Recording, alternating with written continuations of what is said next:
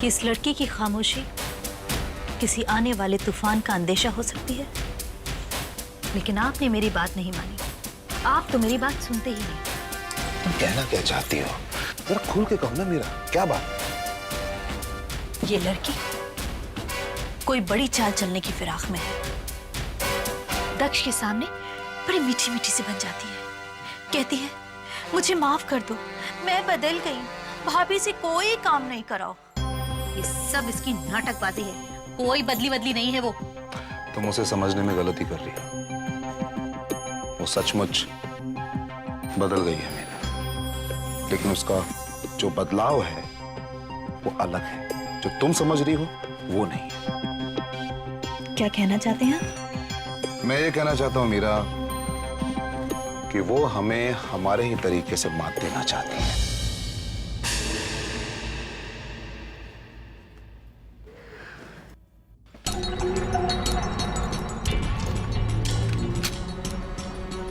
प्रणाम। ये देखिए मैं आपके लिए क्या लाया हूं। आपका मुंह मीठा करने के लिए मिठाई, साथ में लाया हूं एक खुशखबरी जिसे सुनकर आपकी आंखों में आंसू आ जाएंगे, वो भी खुशी के। यमदूत और खुशखबरी, वो तो सिर्फ मौत की खबर ला सकता है। ये लीजिए, एक तो हम इनके पोते और प्यारी बहू की खबर लेकर आए हैं, ऊपर से क्या हुआ? क्या हुआ दक्ष और हन्नू को? बताओ। आपका सपना था ना कि दक्ष देवराज सिंघानिया के पूरे एम्पायर को संभाले, तो मैंने सोचा कि क्यों ना ये आपका ये सपना हम साकार करते। इसलिए मैं दक्ष और अनुपमा को लंदन भेज रहा हूं, लंदन का ऑफिस संभालने के लिए।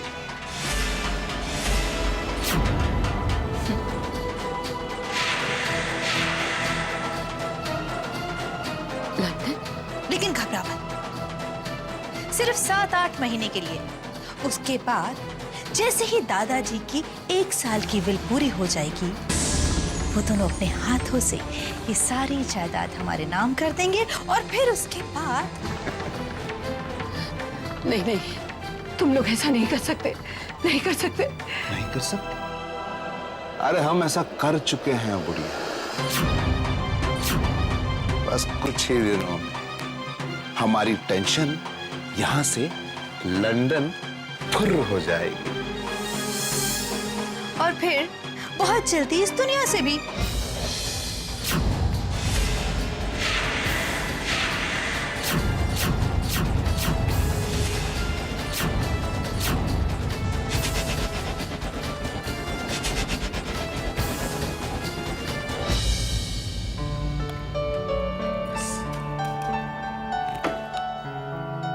इतनी प्यारी खुशबू। भाभी, आज खाना आपने बनाया है? हाँ, कोई शक है? नहीं, इतनी सारी वैरायटीज, वो भी इतनी स्पेशल खुशबू के साथ। मुझे तो बहुत जोर से भूख लग रही है। तो फिर नेक काम में देरी क्यों? चलो शुरू हो जाओ।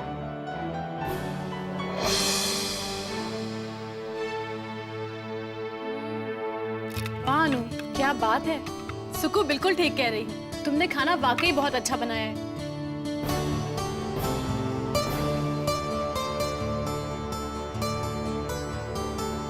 दक्ष, ये खाना तुम नहीं खा सकते।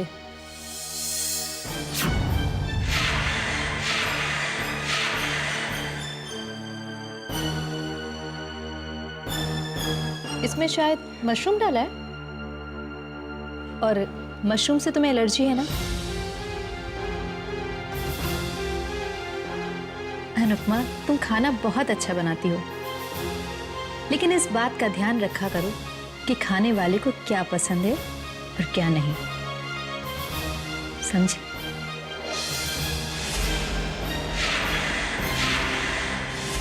भाभी, अब समझी कि आपने मुझे मशरूम बनाने के लिए क्यों कहा, ताकि दक्ष मेरे हाथों का बना खाना ना खा पाए। लेकिन अब दक्ष खाएगा क्या? अनु के हाथ का खाना तो ये बेचारा खा नहीं सकता।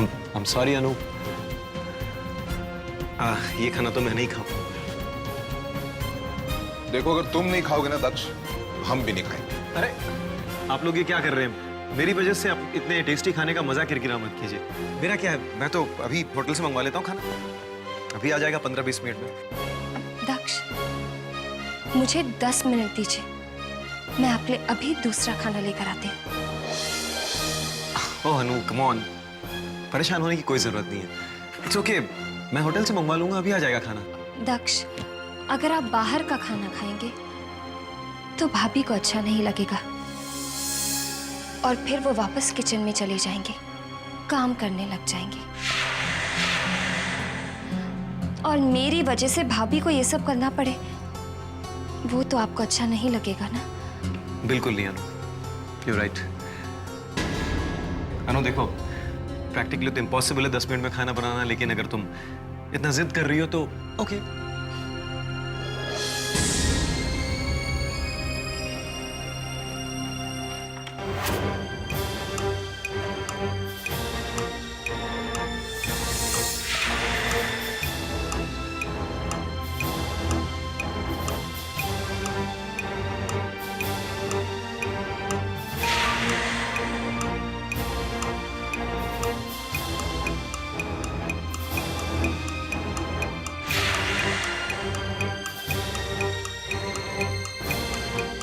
अनु जल्दी करो, तुम्हारे पास सिर्फ 3 मिनट बचे हैं, वरना तुम हार जाओगी। लेडी शायद आ गई।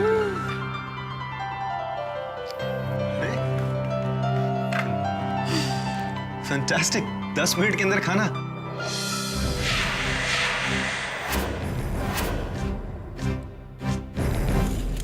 अनु,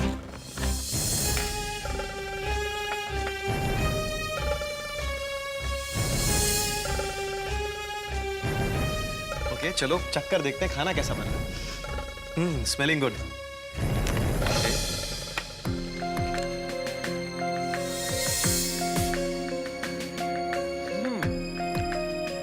अमेजिंग खाना अनु, वेरी गुड।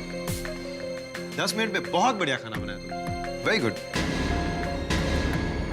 थैंक यू दक्ष, पर वैसे थैंक्स तो भाभी को कहना चाहिए, क्योंकि ये सब मुझे इन्होंने ही तो सिखाया है। भाभी आप भी चक्कर देखिए ना, कैसा बना है, देखिए ना। हाँ। आज तो मैंने दक्ष को अपने हाथ का बना खाना खिला दिया और उनकी तारीफ भी पा ली।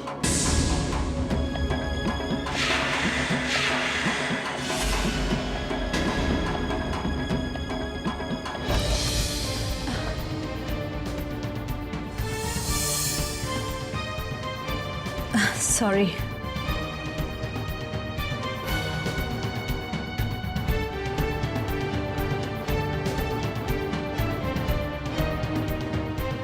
अभी क्या हुआ, खाना पसंद नहीं है आपको? नहीं, खाना सचमुच बहुत अच्छा बना है।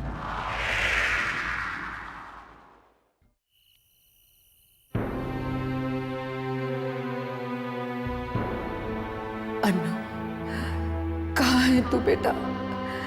मेरे दिल की आवाज सुनने की कोशिश कर। ये दादी तुझसे मिलने के लिए तड़प रही है। इससे पहले कि बहुत देर हो जाए, आजा बेटा, आजा। ये दुष्ट तुझे मुझसे दूर भेज देना चाहते हैं। मैं तुझे जी भर के देखना चाहती हूँ बेटा। पता नहीं फिर कभी हम मिल पाए या नहीं। अपने दादी की दिल की आवाज सुन बेटा, अपने दादी की दिल की आवाज सुन। चलिया, चलिया अन्नू, चलिया बेटा। मेरा दिल इतनी तेज क्यों धड़क रहा है? कुछ ठीक नहीं लग रहा। बार बार दादी का ख्याल मन में आ रहा है। पता नहीं दादी किस हाल में होंगे।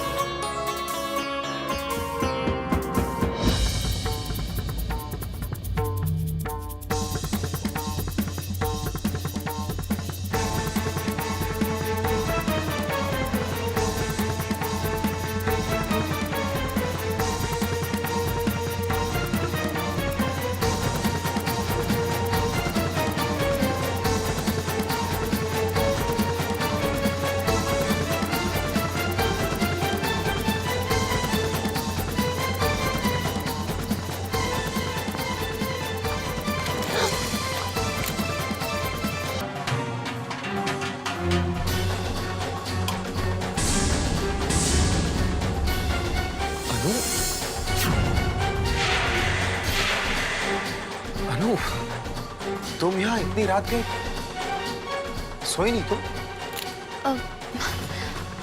वो मुझे नींद नहीं आ रही थी तो सोचा नीचे जरा टहल आऊं और शायद आप भी आ ही जाते तो। Oh God, पता नहीं तुम बीवियों को इतना काम करने के बाद भी नींद कैसे नहीं आती। अच्छा चलो, अब तो मैं आ गया हूँ, चलो। अनु, क्या हुआ? तब चले? चलो।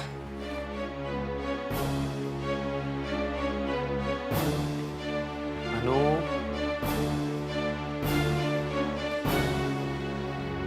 पता है, आज मैंने पापा से बात की, फिर दी से और फिर अपने कॉलेज की सारी फ्रेंड्स से, और उन सब की एक ही शिकायत है।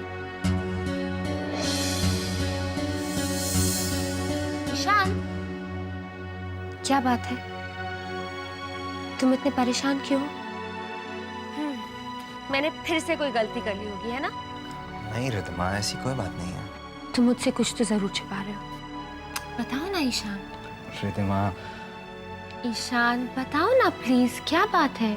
आज हम सारे एम्प्लॉयज को एक नोटिस मिला है। नोटिस? कैसा नोटिस?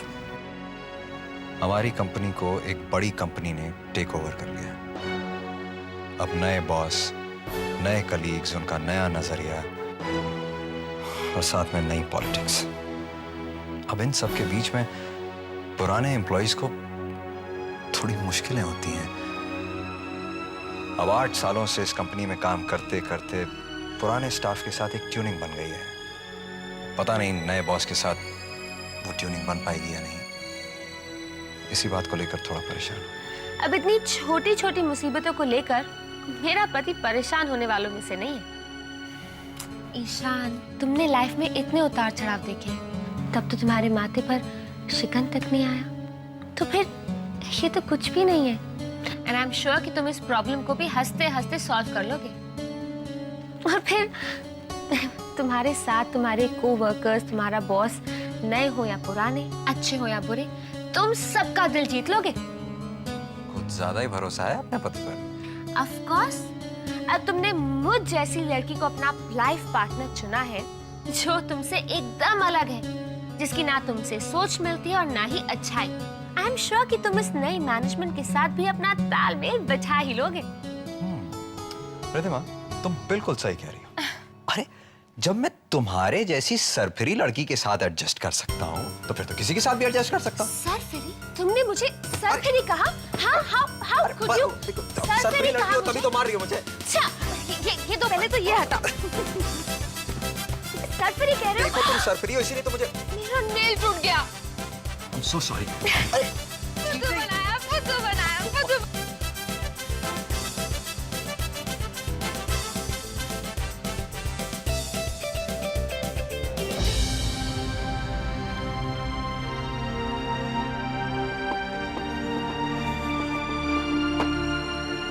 भैया, आपने हमें बुलाया? हाँ दक्ष, मैंने तुम्हें बहुत जरूरी काम से बुलाया है, लेकिन मैं समझ में नहीं आ रहा कि मैं बात तुमसे कैसे कहूं। दिल कुछ और कह रहा है और दिमाग कुछ और। भैया, आप क्या कह रहे हैं? मेरे तो कुछ समझ में नहीं आ रहा। देखो बेटा, मेरा हमेशा एक सपना रहा है कि मैं अपने दादाजी का नाम बहुत रोशन करूं। देवराज सिंघानिया का नाम पूरी दुनिया जाने, पहचाने, उन्हें दुआएं दें। और इसी सपने ने मुझे आगे बढ़ने के लिए प्रेरित किया है बेटा।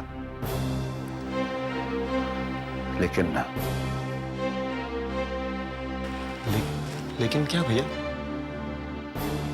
बेटा, तुम अच्छी तरह से जानते हो कि सिंघानिया एम्पायर सब तरफ फैला हुआ है, देश विदेश में।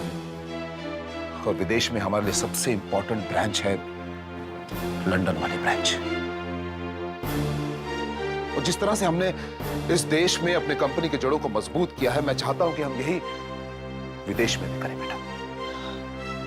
भैया, ये तो बहुत अच्छी बात है।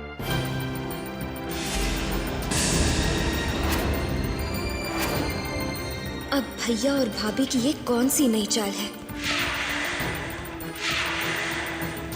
हाँ बेटा, अच्छी बात तो है, लेकिन तुम अच्छी तरह से जानते हो कि ग्लोबल बिजनेस में कंपटीशन कितना बढ़ गया है और इसमें इतने बड़े सिंघानिया एम्पायर को मैं अकेले हैंडल नहीं कर सकता। इसलिए मैं चाहता हूं कि तुम लंदन जाओ और वहां के ब्रांच को हैंडल करो।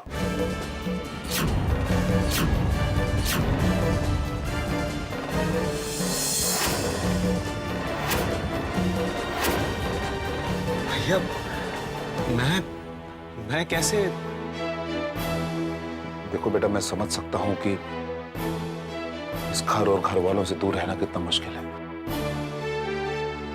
लेकिन देखो मैं वहां चला जाता, लेकिन तुम अच्छी तरह से जानते हो कि मैं कितना कमिटेड हूं यहां, तो मैं शायद जा नहीं पाऊंगा। और वैसे भी ये जिम्मेदारी मैं बाहर वाले को दे नहीं सकता, इसके लिए कोई घर का ही आदमी चाहिए, और वो तुम हो बेटा। मुझे पूरा यकीन है, पूरा विश्वास है कि तुम इस जिम्मेदारी को बहुत खूब निभाओगे।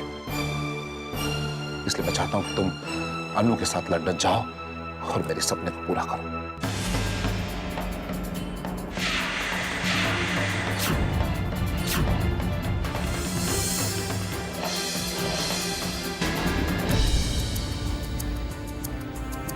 जब तुम्हारे भैया ने मुझे बताया तो मेरा दिल घबरा गया कि मैं तुम दोनों के बगैर कैसे जीऊंगी। लेकिन फिर मैंने अपने दिल को समझाया, एक माँ के दिल को समझाया, क्योंकि तुम जितने प्यारे हो हमें, उतना ही प्यारा मुझे तुम्हारे भैया का सपना भी है। मैं चाहती हूँ कि तुम लंदन जाओ और दुनिया के कोने कोने में अपने दादाजी का नाम रोशन करो। इसलिए मैंने अपने दिल पर पत्थर रखकर तुम्हारे भैया से कह दिया कि लंदन का काम दक्ष ही संभालेगा, अपने दादाजी का नाम रोशन करेगा। करोगे ना दक्ष? तुम लंदन जाओगे ना? हाँ भाभी, मैं लंदन जाऊंगा, जरूर जाऊंगा।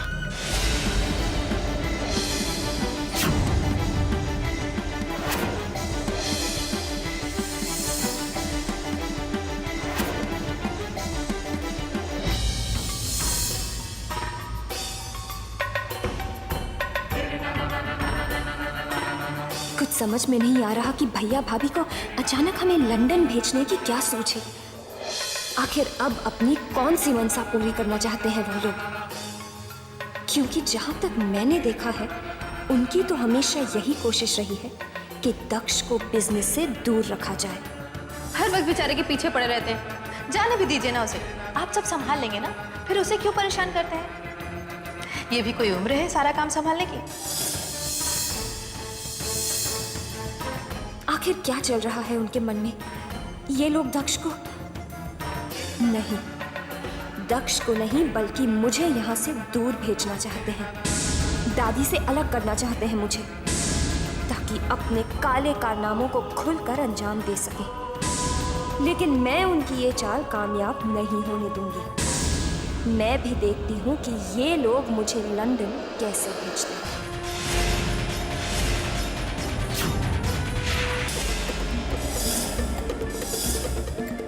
किरण, ये तो अनुपमा की माँ का नाम है, पर माँ उनका नाम क्यों ले रही है? और वो उन्हें कैसे जानते हैं? कैसे?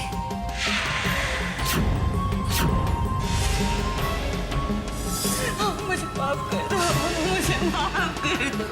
मुझसे बहुत बड़ी गलती हो गई, मुझसे बहुत बड़ी गलती हो गई। माफ कर दो मुझे, मुझसे गलती हो, मुझसे गलती हो, मुझे माफ कर दो, मुझे माफ कर दो, मुझे माफ कर दो, मुझे माफ कर दो, मुझसे गलती हो गई।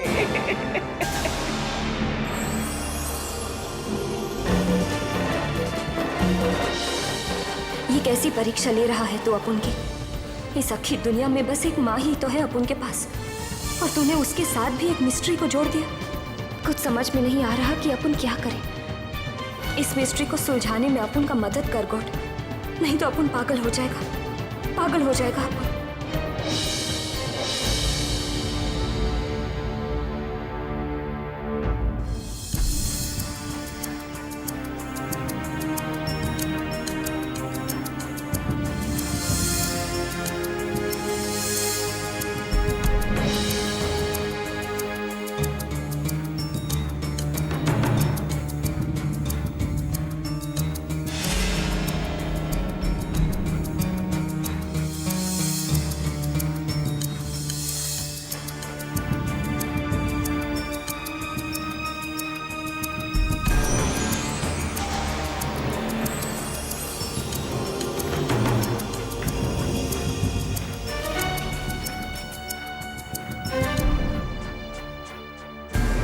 Where there is a will, there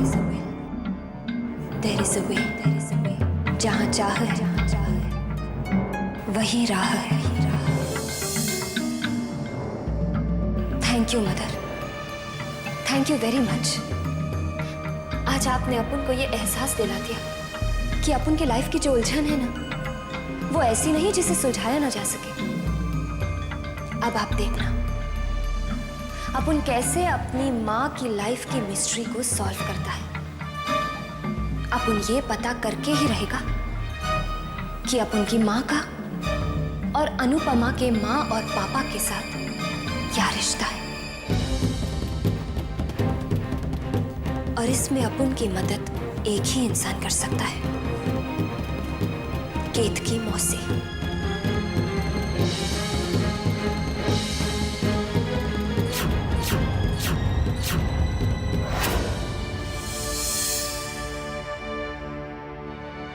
क्या दीदी, ये तो क्या कर रही है? झाड़ू मार रही हूँ चीकू, और क्या? अरे वो तो मुझे दिख रहा है, लेकिन मैं तुझसे ये पूछना चाह रहा हूँ कि आजकल तू अजीब अजीब हरकतें करने लगी है। क्या किया मैंने? अच्छा, क्या किया मैं बताता हूँ। जब हम गणपति ला रहे थे तू वहां से भाग क्यों गई? किसी को कुछ बिना बताए? यही तो होती है अजीब हरकत।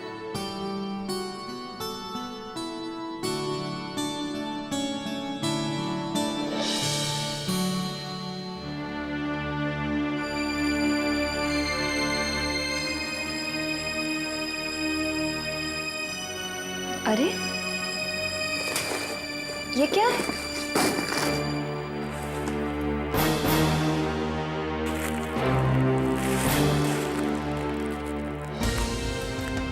ये सब कहाँ से आया? मैं तो ये नहीं लाई। अरे क्या दीदी, छोड़ो ना, ये सब खाने का सामान है। जा किचन में रखते इसे। अरे इसमें तेरे को क्या करना है? कहाँ से आया, कौन लाया, किसने लाया? इसमें अपना दिमाग क्यों खराब कर रही है तू? ला, अपन इसको अंदर रख देते हैं। नहीं चीकू,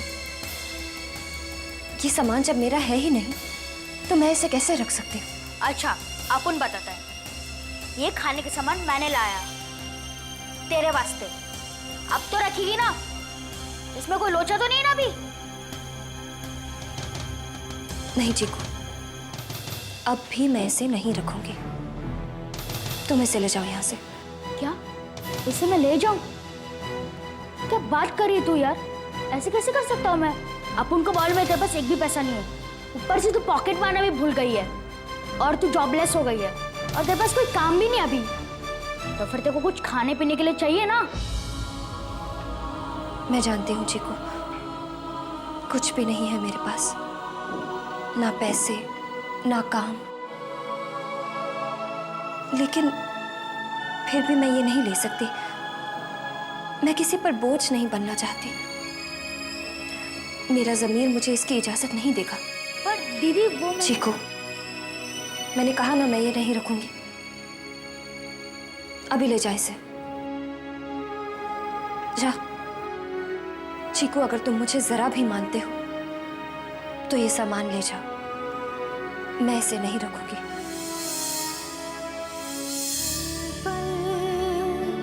रंग बदले क्या है इसका?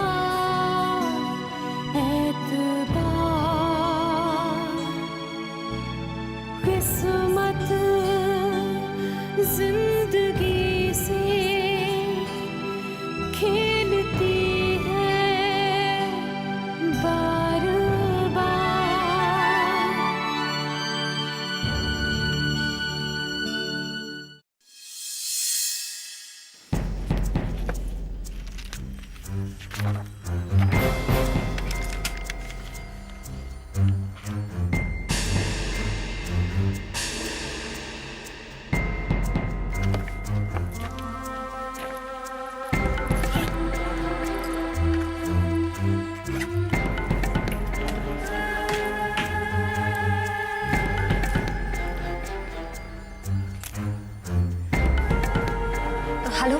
केकी मौसी। मौसी, मैं टिया बोल रही हूँ। देख, अपन को तेरे से बहुत जरूरी बात करनी है। अपन तेरे पास अभी आ रहा है। हाँ हाँ, अभी आ रहा है। बाकी की बातें मैं मिलकर बताऊंगी। मैं अभी आ रही हूँ। हाँ, आज अपन को अपने हर सवाल का जवाब मिल जाएगा। अपन को पता चल जाएगा कि अपन के माँ के वो गुजरे हुए कल के कौन से राज हैं जो अपन को भी नहीं मालूम।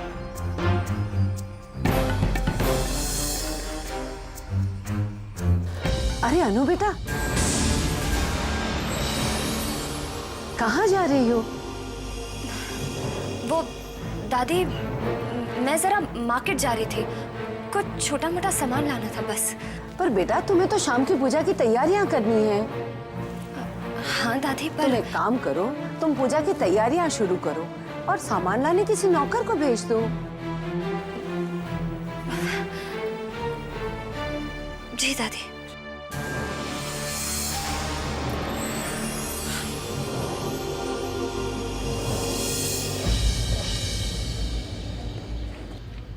ए अर्जुन, ये ले। ये सब? हाँ, टिया दीदी ने ये सब लेने से मना कर दिया।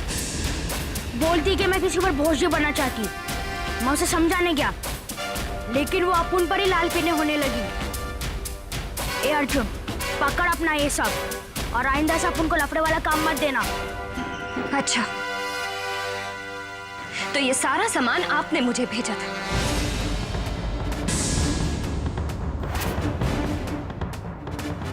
आपने क्या मुझे रास्ते पे पड़ी हुई भिखारी समझ रखा है जो आपने ये सब सामान मेरे घर पर भेज दिया? आपको क्या लगता है मुझे आपकी दया और आपकी रहम की जरूरत है? मुझ पर एहसान कर कर मुझे अपने ही नजरों में गिराना चाहते थे कि मैं बेकार हूँ, घर पर बैठी रहती हूँ, कुछ काम नहीं करती। ये क्या बोल रही है तू टिया? और इतना गर्मी गुस्सा काहे को यार? अरे अगर अपन ने तेरी मदद करी है तो इसलिए करी है क्योंकि तू अपन की दोस्त है, और आखिर एक दोस्त की मदद करना दूसरे दोस्त का फर्ज होता है यार। और तूने अपन को इतना कुछ सुना दिया? मैं आपको ये सब इसलिए सुना रही हूँ क्योंकि आपने मेरे ज़मीर और मेरे आत्मसम्मान को ठेस पहुंचाई है, जो कि मैं हरगिज बर्दाश्त नहीं कर सकती। और वैसे भी आज की इस मतलबी दुनिया में जहाँ लोग अपनों की मदद नहीं करते, वहां पर किसी गैर के लिए इतना कुछ करना मेरी तो समझ में नहीं आता। क्या बोला तूने? मतलब की बात करती तू अपन से टिया? अपन ने तेरी मदद सिर्फ इसलिए करी थी क्योंकि तू अपन की दोस्त है।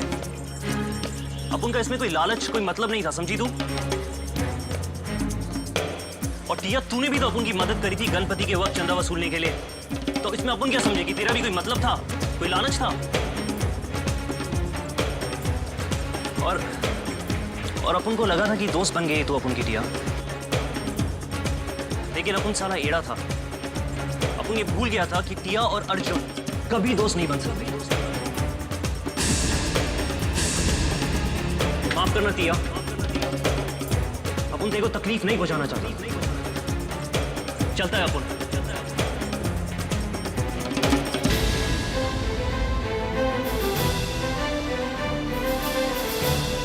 दीदी, तू जेब काटा भूल गई। चलो कोई बात नहीं, तू आदमियों की पहचान भी भूल गई। अरे अर्जुन तो तेरा बेस्ट फ्रेंड था ना, तो भी तूने उसका दिल दुखाया।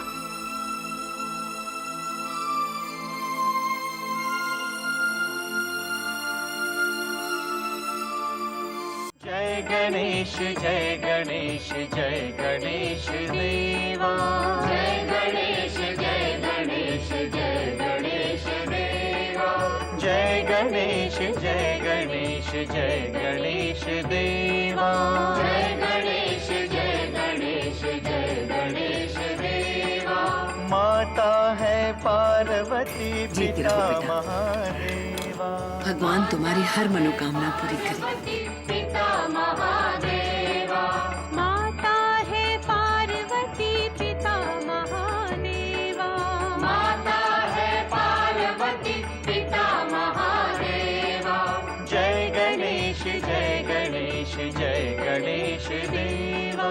जय गणेश जय गणेश जय गणेश देवा।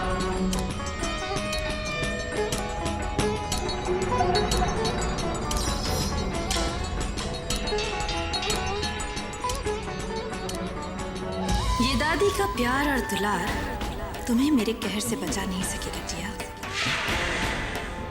याद रखना, 12 घंटों की जो मोहलत मैंने तुम्हें दी थी उसे खत्म होने में बस चंद ही घंटे बचे।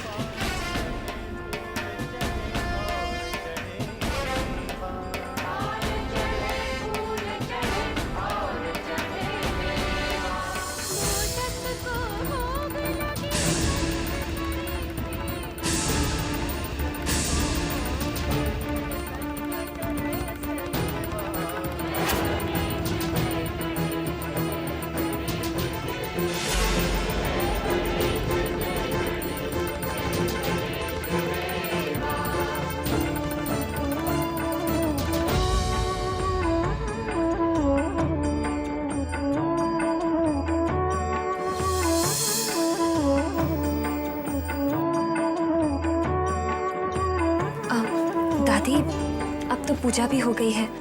अगर आप हाँ कहें तो मैं अपनी एक सहेली को मिलाऊं। वो क्या है ना, पिछले बहुत दिनों से उसकी तबीयत कुछ ठीक नहीं, तो कोई बात नहीं बेटा, जरूर जाओ, लेकिन हाँ गणपति बापा का प्रसाद जरूर लेते जाना।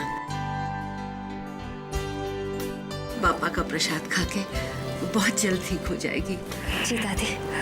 और हाँ बेटा, कल ना हमारे घर में गणपति बापा की महा आरती है, तो तुम विक्रम भाई साहब और अपने पूरे परिवार को न्योता देते हुए आना, ठीक है? जी दादी।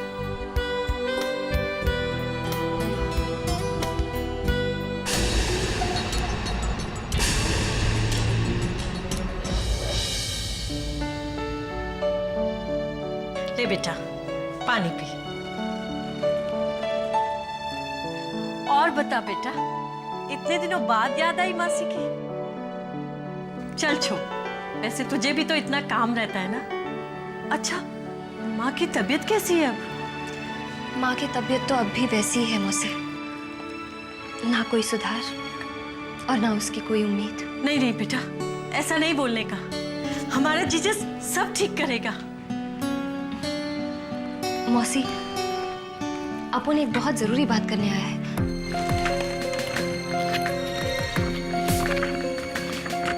ये देखो, तुम इन्हें पहचानती हो क्या?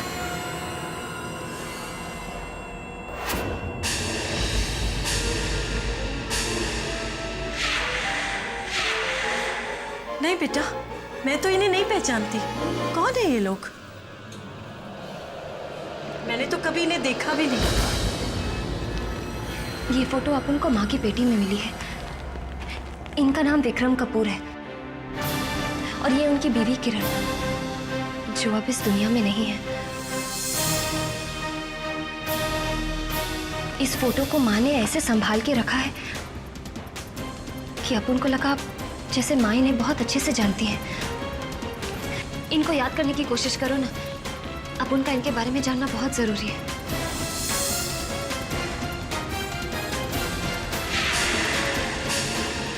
नहीं बेटा, मैं इन लोगों को नहीं जानती, और तेरी माँ ने भी कभी इन लोगों के बारे में मुझसे जिक्र नहीं किया था। यकीन कर बेटा, मैं सच में इन्हें नहीं जानती। तो फिर माँ इन्हें कैसे जानती है? बेटा, तेरी माँ बहुत से घरों में घरेलू काम किया करती थी। हो सकता है इनके घर में भी काम किया हो।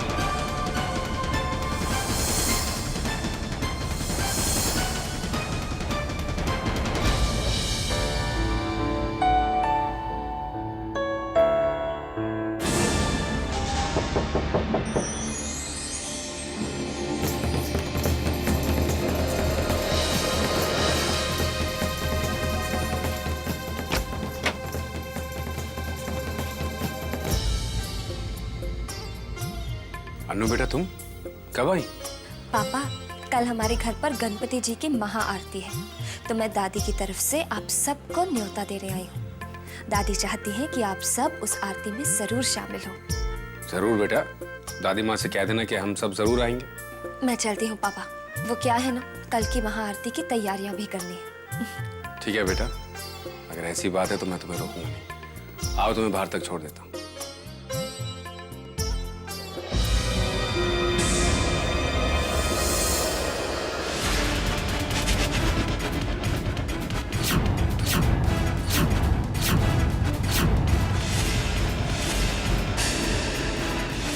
तेरी माँ बहुत से घरों में घरेलू काम किया करती थी, हो सकता है इनके घर में भी काम किया हो।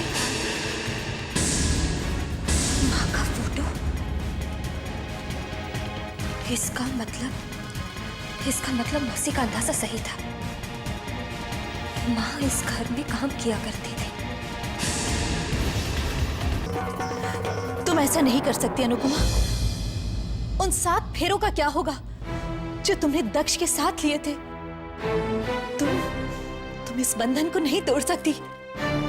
कौन से 7 फेरे, कौन से बंधन भाभी? वो 7 फेरे जो दक्ष ने कभी स्वीकार ही नहीं किए। और वैसे भी भाभी, शादी के पवित्र बंधन में दोनों पति पत्नी का प्यार होना बहुत जरूरी है। किसी एक का प्यार ना हो तो ये रिश्ता अपाहिज सा हो जाता है, और फिर ये बोझ जिंदगी भर ढोया भी तो नहीं जा सकता। मैं अच्छी तरह से जानती हूँ तुम दक्ष को बहुत प्यार करती हो। तुम मुझे धमका रही हो, तुम मुझे डराने की कोशिश कर रही हो, है ना? ये आपने सही कहा भाभी, मैं दक्ष से बहुत प्यार करती हूँ, इसीलिए तो उन्हें छोड़कर जा रही हूँ। प्यार नहीं करती तो कभी छोड़कर नहीं जाती। मतलब? छोड़िए ना भाभी, आपको समझ में नहीं आएगा।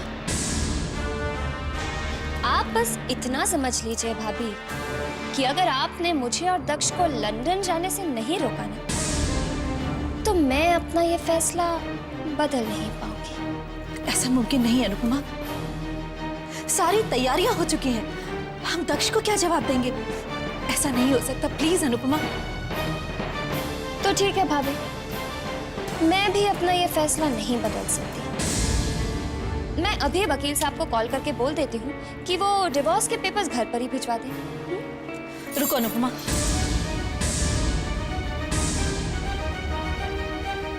तुम मुझे ब्लैकमेल कर रही हो? ना भाभी, ब्लैकमेल कहाँ? और फिर अगर ये ब्लैकमेल है तो फिर मुझे लंदन भेजकर आप कौन सा बहादुरी का काम कर रहे हैं? और फिर भाभी, मैं तो वही कर रही हूँ जो मैंने आपसे सीखा है। अब अगर आप चाहती हैं कि मैं अपना ये फैसला बदल दूं, तो जाइए और अपने देवर को लंदन जाने से रोक दीजिए। फिर देखना कैसे मेरे कदम भी अपने आप ही रुक जाते हैं। जाइए भाभी, वक्त बहुत कम बचा है। जाइए।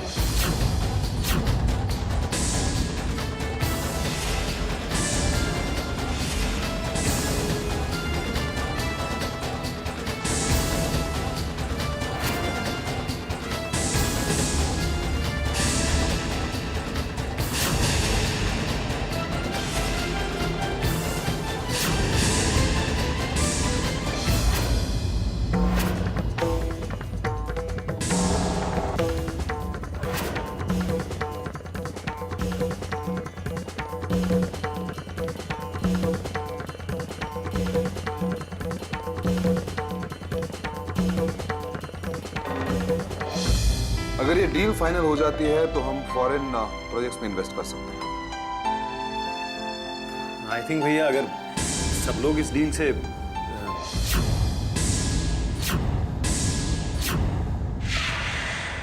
Meera,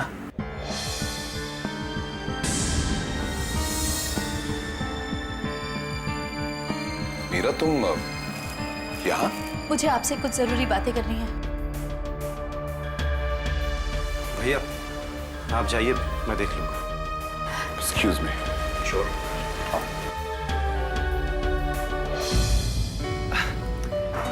Sorry, gentlemen, for the disturbance.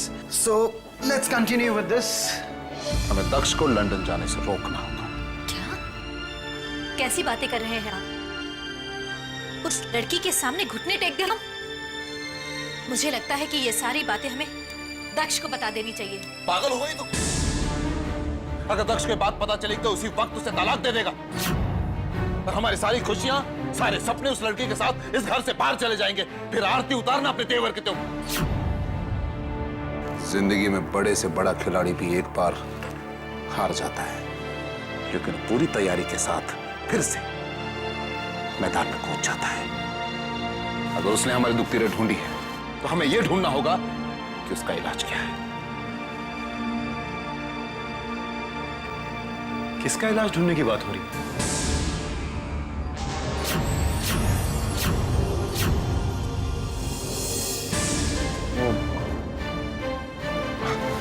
बेटा बात ये हुई कि दादी की तबीयत अचानक खराब हो गई, उन्हें तेज बुखार चढ़ गया है, तो बेचारी भाभी बड़ी परेशान होगी। इसीलिए आप अपने पैरों को इतनी जहमत देकर यहाँ ऑफिस तक आ गई।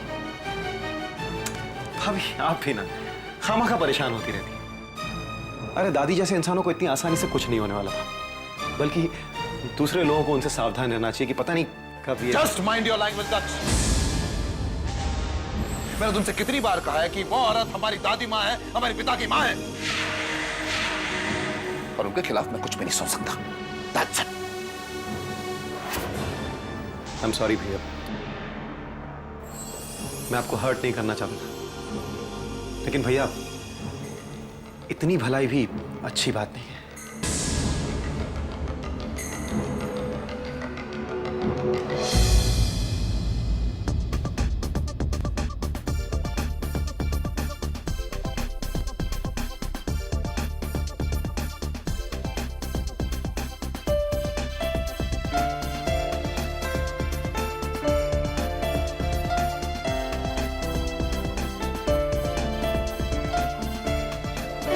हो गया? सब हो गया। हाँ जी, जाओ। Thank you. चलो ठीक है। बेटा देख, कितना सुंदर लग रहा है। नया सोफा, नए कर्टन्स, नया फर्नीचर, नई डाइनिंग टेबल। सुंदर है ना बेटा? हाँ?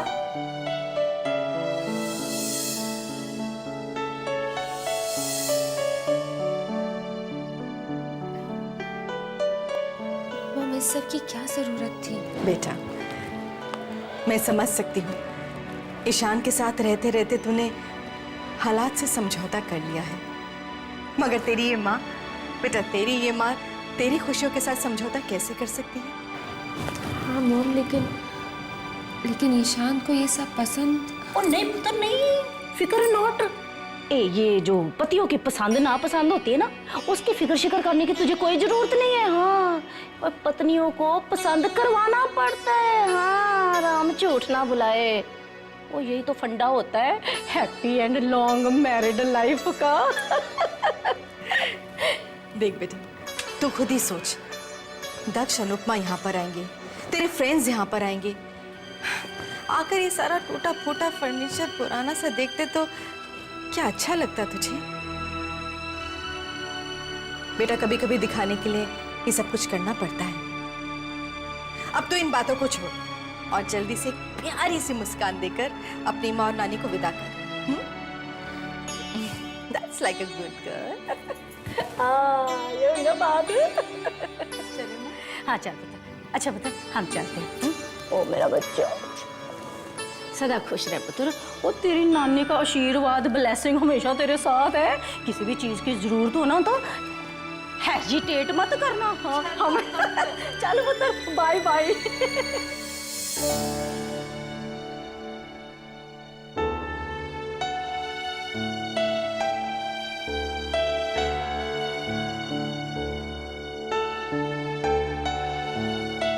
ईशान ये सब कुछ देखेंगे तो क्या कहेंगे?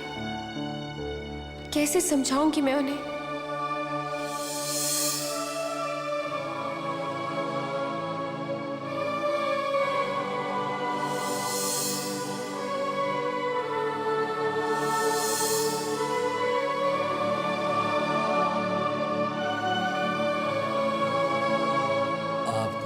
कहीं मैं गलत घर में तो नहीं आ गया हूं?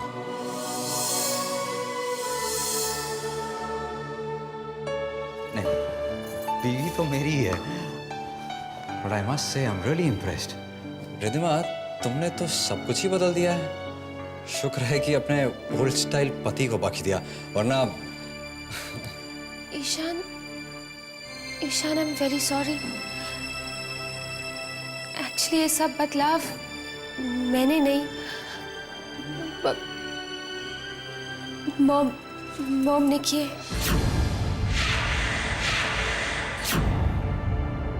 ये सब कुछ तुम्हारी मॉम ने?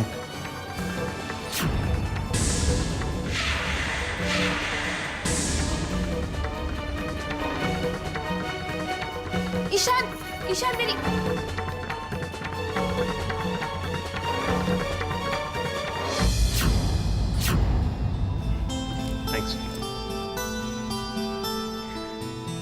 वाओ भाभी, आपकी कॉफी ने तो सारी थकान दूर कर दी, मजा आ गया।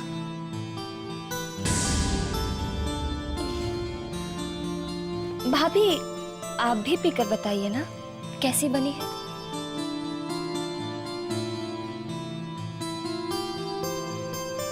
अच्छा भाई, अब सब अपनी शॉपिंग लिस्ट बनाकर मुझे दे दीजिए कि किसको लंदन से क्या चाहिए। भाभी, आप मेरे लिए बहुत अच्छा ब्रांडेड कॉस्मेटिक्स लेकर आना, जिसको लगाने के बाद मैं इतनी खूबसूरत बन जाऊं कि शाहरुख खान मुझे देखते ही फिदा हो जाए, बस मर मिटे मुझ पर।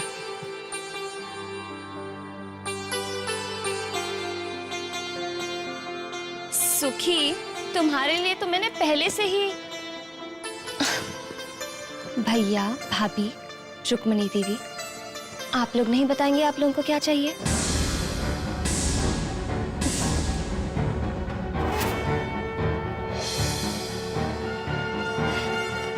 अच्छा दक्ष, मैंने आपके सारे ऑफिस डॉक्यूमेंट्स और सारी ऑफिस की फाइल्स रख दी हैं।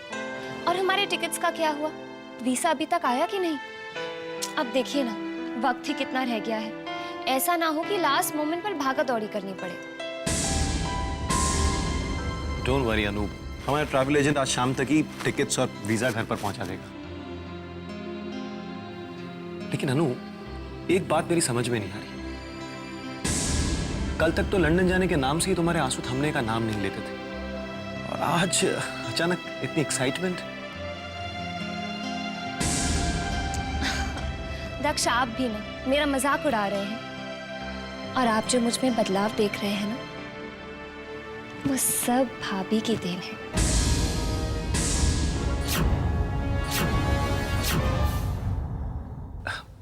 भाभी की? हाँ दक्ष, वो क्या है ना, कल भाभी ने मुझसे बात की और मुझे समझाया कि जिंदगी में कुछ बड़ा हासिल करने के लिए कभी कभी कुछ कठोर फैसले लेने पड़ते हैं। और भाभी की ये बात मेरे दिल में ऐसे बैठ गई कि बस मैंने अपने आप को ही बदल दिया, और इसीलिए अब मुझे जाने की बहुत खुशी है।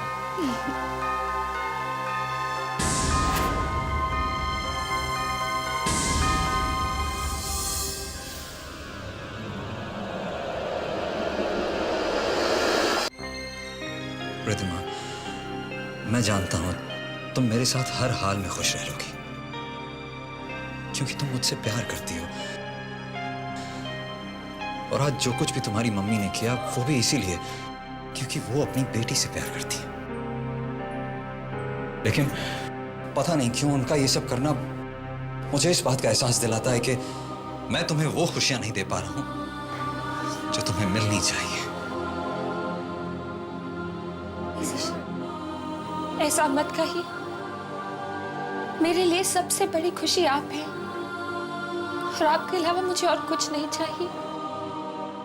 मैंने जिंदगी में कभी ऐसा नहीं सोचा था ईशान कि कोई मुझे इतना प्यार करेगा कि उसके बिना जिंदगी ना गुजार पाऊं।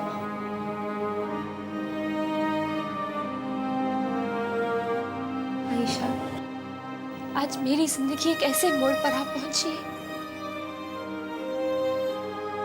जहां आपके और आपके प्यार के बिना मैं जीने के बारे में सोच भी नहीं सकती।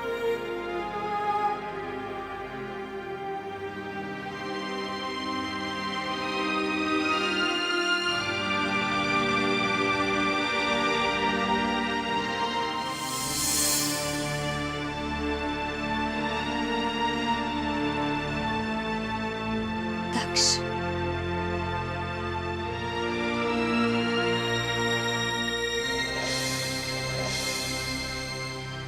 आओ अनु, बैठो। आपने बुलाया मुझे? हाँ, वो अनु, हम लंदन नहीं जा रहे हैं।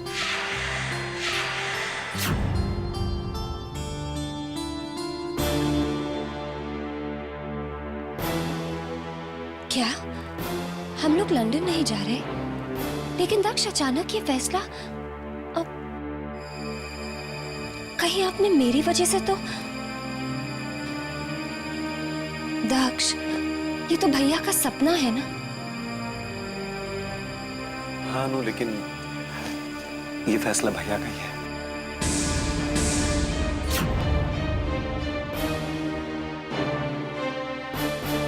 भाभी, आप ही भैया को समझाइए ना। वो तो कितने एक्साइटेड थे इस प्रोजेक्ट को लेकर, फिर अचानक। हाँ, वो हाँ, बहुत ज्यादा एक्साइटेड था, लेकिन क्या करे, इंसान कभी कभी जो सोचता है वो होता नहीं अनुभव। जैसे ही हमने सोचा कि हम अपने लंदन का काम शुरू करें, उसी वक्त वहां की सरकार ने फॉरेन इन्वेस्टर्स पे इतनी सारी फॉर्मेलिटीज लाद दी कि हमें मजबूरन आप लोगों का जाना डिले करना पड़ा। लेकिन मुझे पूरा विश्वास है, पूरा यकीन है कि मेरा सपना जरूर पूरा होगा, और वो भी आप दोनों मिलकर मेरा सपना पूरा करोगे। क्यों दक्ष? यस भैया, ऑफ कोर्स। लेकिन भैया, मैंने तो ऐसा कुछ भी नहीं सुना, ना टीवी पर, ना न्यूज़पेपर्स में। इनफैक्ट जब से पता चला कि हम लंदन जाने वाले हैं, तब से मैंने वहां की सारी फॉरेन पॉलिसीज, फॉरेन इन्वेस्टमेंट्स, इन सब पर स्टडी किया, ताकि वहां जाकर मैं दक्ष के काम में उसका हाथ बटा सकूं। वो एक्चुअली हमें ये बात अपने इंटरनल सोर्सेस से पता चली, जिसका मीडिया से कोई लेना देना नहीं है, समझे?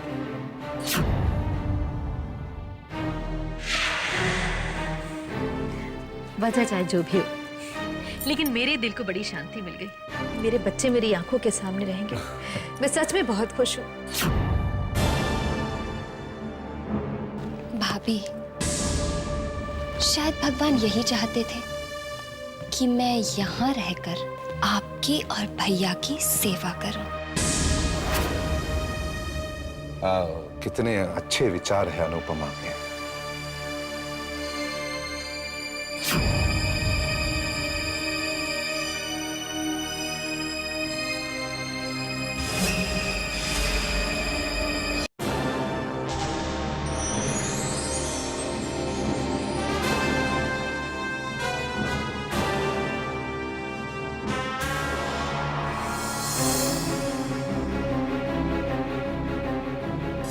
अगर आपने मुझे और दक्ष को लंदन जाने से नहीं रोका, तो मैं दक्ष को तलाक दे दूंगी।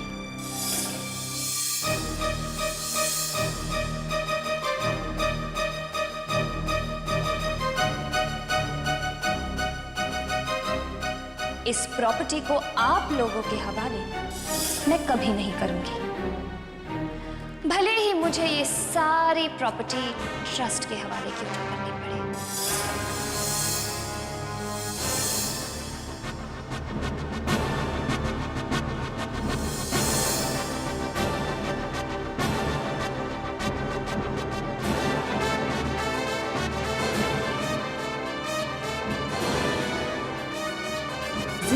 पहली बार मीरा को हार का एहसास हुआ है, और वो भी एक मामूली सी लड़की की वजह से।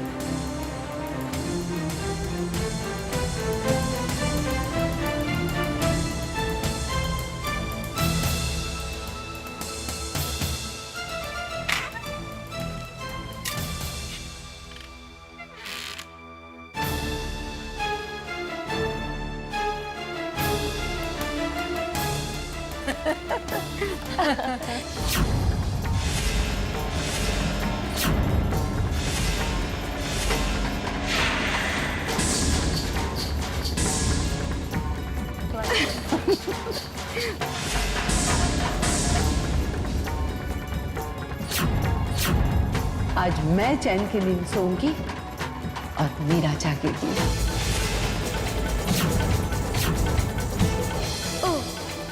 नारायणी देवी, तो तू है इस सारे खेल के पीछे। लेकिन अब मैं इसकी गुरु विद्या नहीं चलने दूंगी। मैं अभी और इसी वक्त इनके सारे मंसूबों पर पानी फेर दूंगी।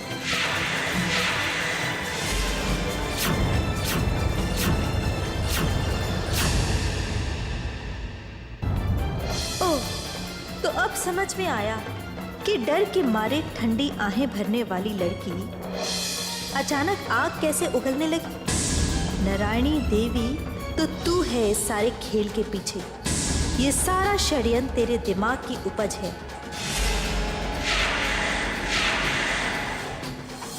कल तक हम मीरा से हारते रहे क्योंकि उसके हाथों में दक्ष नाम का हथियार था, लेकिन अब मीरा का यही हथियार हमारी ढाल बनकर हमारी रक्षा करेगा। जा बेटा।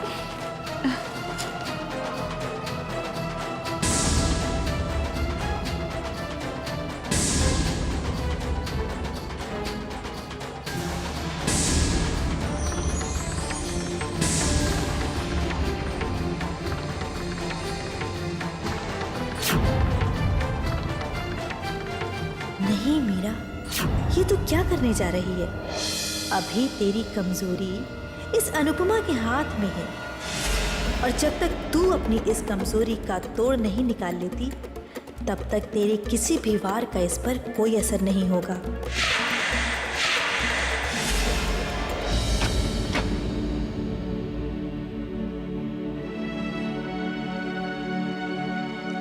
आज पहली बार मैंने दादी की आंखों में खुशी के आंसू देखे हैं। कितनी खुश थी वो हमारे लंदन ना जाने से। दादी, आपको ये खुशी देखकर आज मुझे भी बहुत अच्छा लग रहा है कि मैं आपके लिए कुछ कर पाई।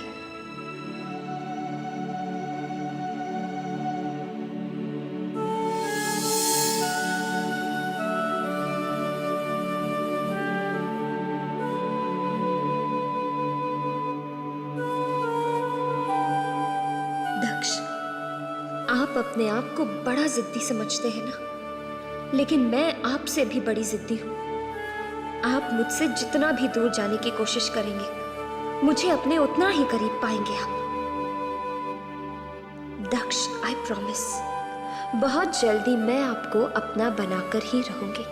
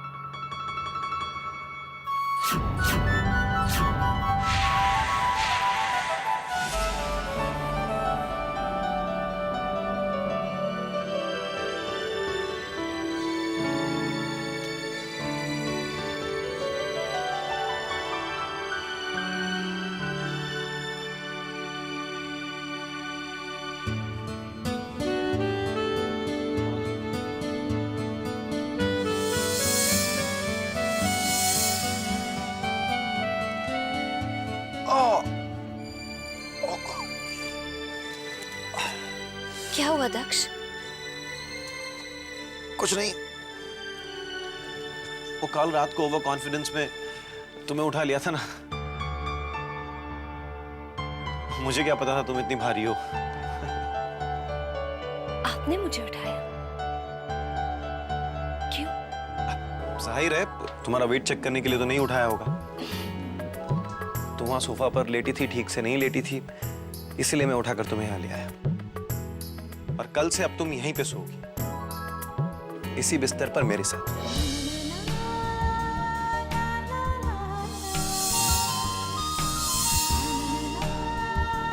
क्या हो, ऐसे क्या देख रही हो? ओह, हम इतने अच्छे फ्रेंड्स तो हो ही चुके हैं कि हमारे बीच में फॉर्मेलिटीज की कोई गुंजाइश नहीं रहेगी, सिवाय इसके।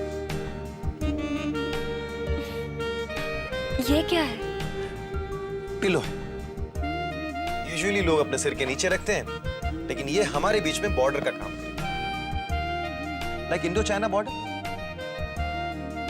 इधर इंडिया, उधर चाइना, और कोई बॉर्डर दर्द बहुत हो रहा है क्या? दवा लगा दो। नहीं नहीं, मैं तो ऐसे ही मजाक कर रहा था।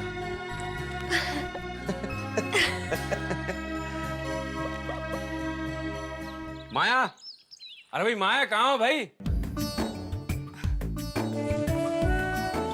क्या बात है, बहुत खुश नजर आ रहे हैं आप। जानते हो सिंघानिया ग्रुप ऑफ कंपनीज ने एक बहुत बड़ा टेक ओवर किया। इतना बड़ा टेक ओवर है कि पूरी इंडस्ट्री में इसकी चर्चा है। अच्छा? हाँ माया, और इसी खुशी में धनंजय जी एक बहुत बड़ी पार्टी दे रहे हैं और उन्होंने हम सबको बुलाया है। हमें आज रात को वहीं जाना होगा। रिधिमा और ईशान से भी बात कर लेना, उनसे कहना कि वो भी हमारे साथ चलेंगे। ठीक है, कह दूंगी उनसे। आज मेरी अन्नू बहुत खुश है। बस माया, ऐसी दुआ करते रहो कि हमारे बच्चे कामयाबी की सीढ़ी पर चढ़ते रहें, चढ़ते रहें, चढ़ते रहें। अब मैं किसके लिए दुआ करूं? एक ही बेटी थी जिसके लिए दुआ करती थी, लेकिन उसने भी कंगाल से नाता जोड़कर वो सीढ़ी ही तोड़ डाली जो कामयाबी तक पहुंचती है। माया, क्या हुआ भाई? अरे भाई, मुझे कुछ नाश्ता वाश्ता दोगे या ऐसी भूखे पेट ऑफिस भेजोगी? हाँ? अभी लाती हूँ। जी मॉम, मैं ईशान को भी बता दूंगी। ओके, अब मैं फोन रखूं? बाय। सुबह सुबह इतनी दूध से आइसक्रीम लेके आ रहा हूँ, जल्दी खाओ नहीं तो पिघल जाएगा। ईशान, पहले मेरी बात तो सुनो। वो मैं अभी मॉम का फोन आया, पहले मेरी बात तो सुन रहा हूँ, तुम पहले आइसक्रीम खाओ। तुमने सॉरी, ऊपर आइसक्रीम आइसक्रीम नहीं लगाई, मैं गलती से लग गई। गलती से? अब मैं भी गलती नहीं नहीं, अरे तो मैंने जानबूझ कर थोड़ी ना किया था। अरे खुश? हाँ, अब मैं बताऊं कि क्या कह रहे थे मॉम? नहीं अभी नहीं, पहले खाओ।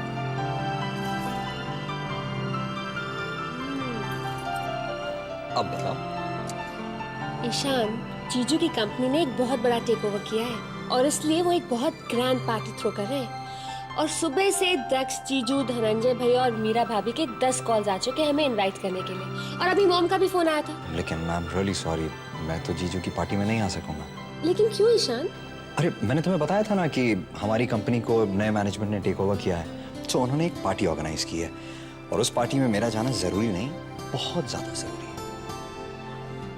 तो इसका मतलब कि हम नहीं, मैं। तुम चाहो तो जीजू की पार्टी में जा सकती हो, मुझे कोई प्रॉब्लम नहीं है। और वैसे भी मेरे ऑफिस की पार्टी बहुत फॉर्मल सी होगी और तुम्हें भी वैसे ही बाकी एम्प्लॉयज की बीवियों की तरह ट्रीट किया जाएगा। लेकिन तुम्हारे जीजू की पार्टी, उसकी तो बात ही कुछ और होगी। वैसे तुम सही कह रहे हो, तुम्हारी पार्टी बहुत ही डल और बोरिंग होगी। राइट। तो इसलिए मैं सोच रही हूँ कि क्यों ना तुम्हारी इस डल बोरिंग पार्टी में जाकर थोड़ी जान ले आऊं? क्या बात है? तो क्या कहना है इसका मिस्टर ईशान खन्ना? यही कि मिसेस ईशान खन्ना दिन ब दिन बहुत समझदार होती जा रही हैं। Thank you. इतनी जल्दी इतना बड़ा फैसला, कमाल है। किसी ने सही कहा है कि खरबूजे को देखकर खरबूजा रंग बदलता है। तुमने मुझे खरबूजा कहा? Now I'm going to kill you. हम तो कब से तैयार खड़े हैं आपके हाथों कत्ल होने के लिए।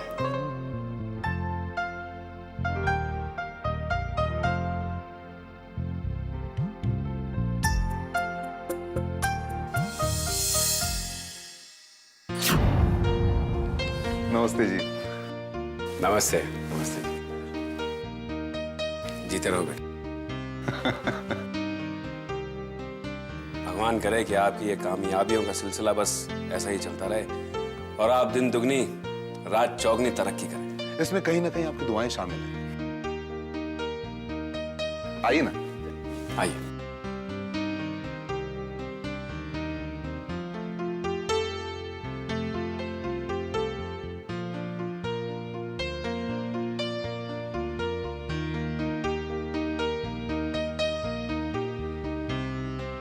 Ridhima,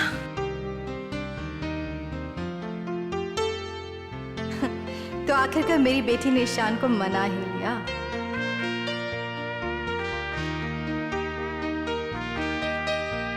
mom, what a pleasant surprise. Ishan, हम तो आपकी कंपनी की पार्टी में जाने वाले थे, फिर आप हमें यहाँ। रिधिमा, ये मेरी कंपनी की ही पार्टी है।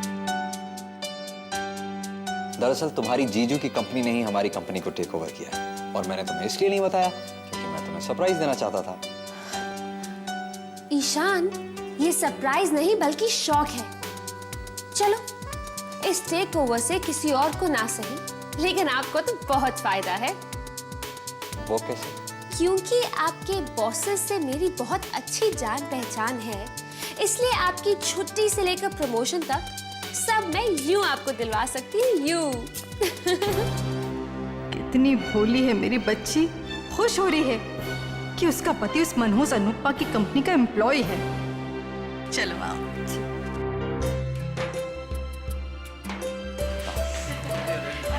अभी मैं बाहर जाऊंगा आपके।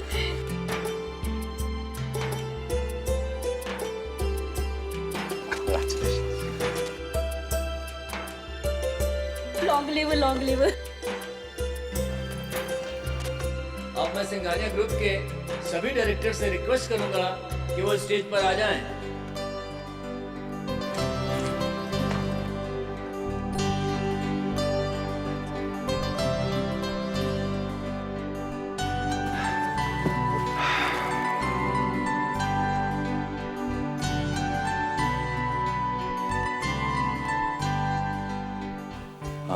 रिधिमा, अब सारे एम्प्लॉयज पीछे बैठे हुए हैं, इसलिए हमें भी पीछे बैठना होगा।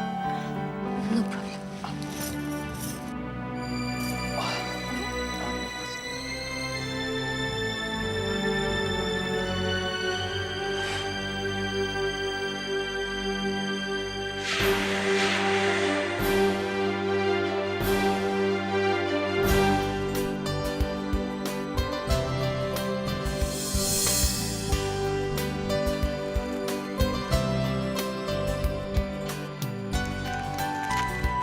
न तेरी आंखें भी क्या वही देख रही हैं जो मेरी आंखें देख रही हैं? उसे देख, इस कंपनी की मालकिन बन के स्टेज पर बैठी हुई है। और इधर हमारी बेचारी रिधिमा पीछे नीचे बैठी हुई है। ओए फिटे हो। और हमारा दामाद ईशान बेचारा इस कंपनी का नौकर। अच्छा, अब तुम्हें मेरी बात समझ में आ रही है? अरे मुझे तो पहले से ही पता था कि एक ना एक दिन ये दिन जरूर आएगा। अब मैं कंपनी के सभी नए डायरेक्टर्स का आपसे परिचय कराऊंगा। आप हैं मिस्टर धनंजय सिंघानिया।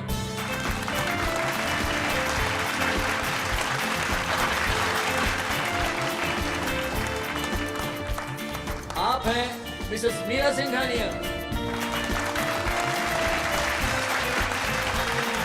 और आप हैं हमारी कंपनी के नए सीईओ मिस्टर दक्ष सिंघानिया।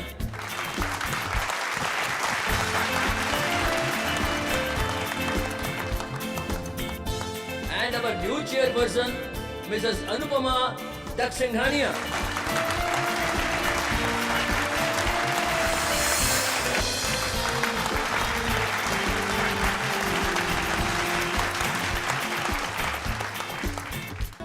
मैं अब अपने नए एमडी मिस्टर धनंजय सिंघानिया से रिक्वेस्ट करूंगा कि वो कंपनी के बारे में 2 शब्द कहें। मैं Dhananjay Singhania, Singhania group of industries की ओर से आप सबका स्वागत करता हूं। जैसे कि आप सब जानते हैं, कि सिंघानिया ग्रुप ऑफ इंडस्ट्रीज सिर्फ प्रॉफिट कमाने के लिए फेमस नहीं है, और एक बात के लिए फेमस है, जो रिलेशंस हम अपने एम्प्लॉयज के साथ शेयर करते हैं उस बात के लिए। मेरा यह मानना है कि एक कंपनी की तरक्की तभी होती है जब एम्प्लॉयर और एम्प्लॉय का जो रिलेशन है वो बहुत स्ट्रांग है।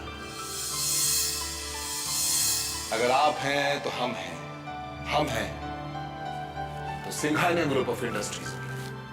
इसलिए आज हमारे मर्जर की खुशी में मैं सिंघानिया ग्रुप ऑफ इंडस्ट्रीज और हमारे नए चेयरपर्सन माननीय अनुपमा दक्ष सिंघानिया की ओर से अपने एम्प्लॉयज को 25% का बोनस अनाउंस करता हूं।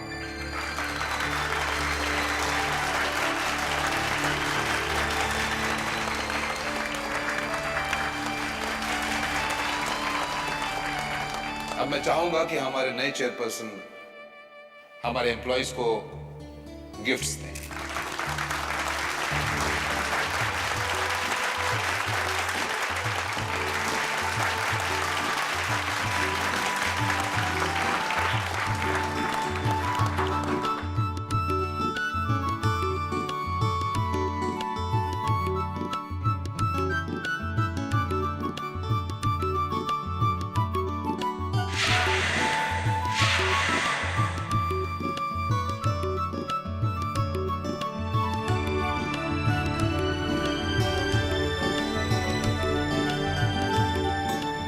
कल तक जो मनहूस अनुपा हमारे टुकड़ों पर पलती थी, छोटी से छोटी चीज के लिए हमारे सामने हाथ फैलाए खड़ी रहती थी, आज उन्हीं हाथों से हमारे दामाद को इनाम दे रही है।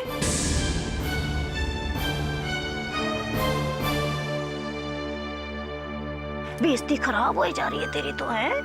अनुपमा मालकन और हमारा ईशान बेचारा नौकर राम।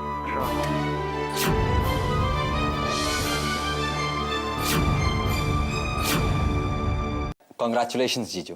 अब तक हमारे बीच सिर्फ पर्सनल रिलेशंस थे, लेकिन अब एक और रिश्ता जुड़ गया है, प्रोफेशनल रिश्ता। Oh, come on, ईशान, हमारे और तुम्हारे बीच बॉस एम्प्लॉय का रिश्ता नहीं है। अरे तुम तो मेरी प्यारी साली के प्यारे पति हो, तो भाई तुमसे यारी दोस्ती तो निभानी होगी। जीजू, रिश्ते अपनी जगह ठीक हैं, लेकिन मेरा ऐसा मानना है कि इंसान को अपने पर्सनल और प्रोफेशनल रिलेशनशिप्स अलग अलग रखने चाहिए, नहीं तो उलझनें पड़ जाती हैं। इसलिए जब तक हम लोग ऑफिस प्रोमाइसेस में रहेंगे, हमारे बीच बॉस और एम्प्लॉय का रिश्ता रहेगा, लेकिन ऑफिस के प्रोमाइसेस के बाहर तो फिर। भाई वाह वाह, क्या समझदारी वाली बातें करते हो बेटा। बिल्कुल सही कहा तुमने कि अपनी पर्सनल और प्रोफेशनल लाइफ को हमेशा दूर रखना चाहिए। क्यों विक्रम जी? धनंजय जी, मैं भी ईशान की बातों से सहमत हूँ। आज मुझे खुशी इस बात की हो रही है कि मेरे दोनों दामाद अब से एक ही ऑर्गेनाइजेशन के लिए काम करेंगे। ये विक्रम भी ना, लगता है रिधिमा के साथ साथ इनका भी दिमाग खराब हो गया है। अरे हमारी बेटी का पति अब दक्ष का नौकर बन गया है। लेकिन जहां तक हम बहनों की बात है, ना तो हमारा रिश्ता बदलेगा और ना ही हमारा प्यार। ईशान देख लो, आपके बॉस का हाथ मेरे हाथों में, इसलिए मुझसे हमेशा डर के रहना। मैडम, मैं तो शादी के पहले दिन से ही आपसे डर के रहता हूँ। एक्सक्यूज मी सर, सर कुछ साइनिंग फॉर्मेलिटीज बाकी रह गई है, अगर आप कहें तो उन्हें पूरा कर लें। और चलो मीरा, चलो दक्ष, और हाँ अनु बेटा, आपके बिना तो प्रोसीजर कंप्लीट ही नहीं होगा। प्लीज कम कम।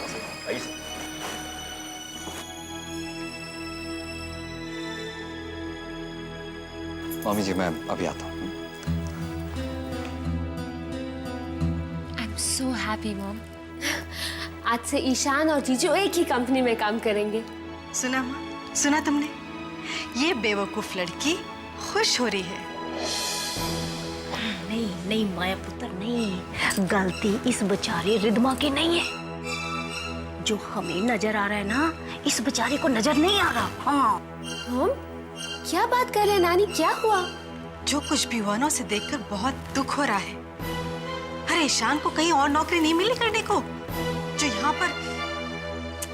पर मॉम, इस कंपनी में क्या प्रॉब्लम है? इतनी अच्छी कंपनी तो है। बेटा प्रॉब्लम इस कंपनी में नहीं है। अरे बेटा अपनी आंखें खोल, खोल अपनी आंखें और देख। तुझे ईशान और दक्ष के बीच के स्टेटस का डिफरेंस समझ में नहीं आता? मैं तुझे बता रही हूँ, ईशान दक्ष का नौकर बन के ही रह जाएगा। बाकी कर्मचारी कैसे उसकी जी हुजूरी करते हैं, कैसे गुलामी करते हैं, ईशान को भी वही करना पड़ेगा। ईशान दक्ष का नौकर बन के रह जाएगा, नौकर।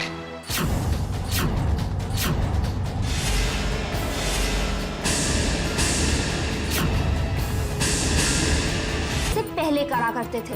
और नहीं नहीं रिधमा पुत्र, ऐसी बात नहीं है। हाँ जरा सोच, अगर दक्ष को और अनुपमा को रिश्तों का थोड़ा सा भी लिहाज होता है तो तुझे और ईशान को अपने साथ ऊपर स्टेज पर ना बिठाते, पर नहीं।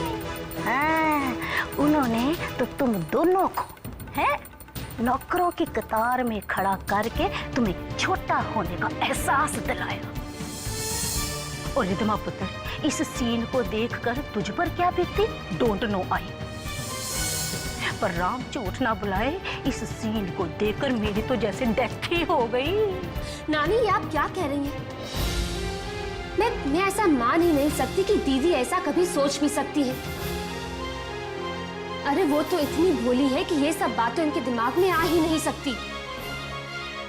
तो शायद ठीक कह रही रिधमा, मानती हूँ कि अनुपमा के दिमाग में ये बात नहीं गई होगी, मगर बेटा ये जो पैसा, ये जो रुतबा होता है ना, ये बड़ा कमाल का नशा होता है।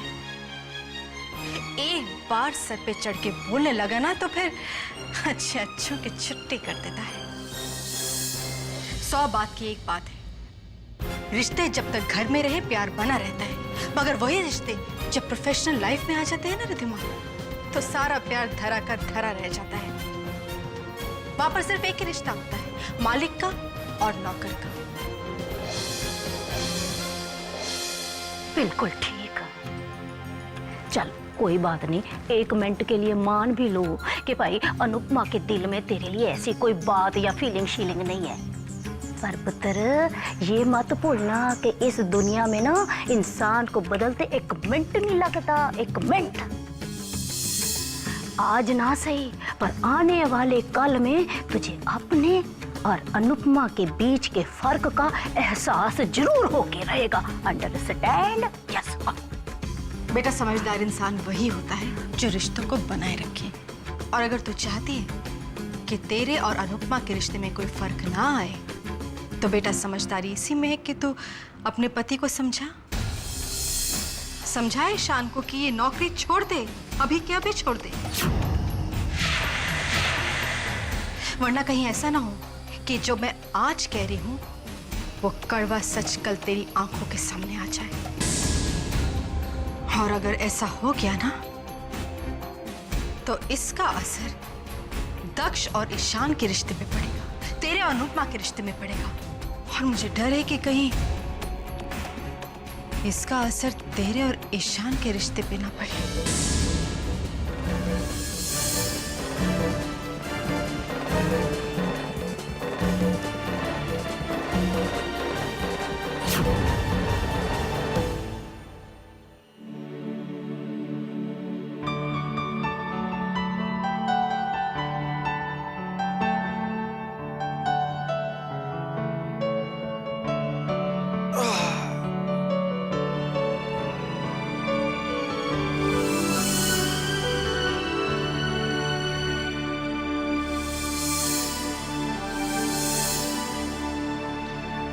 मैडम क्या हुआ, क्या सोच रही हैं आप?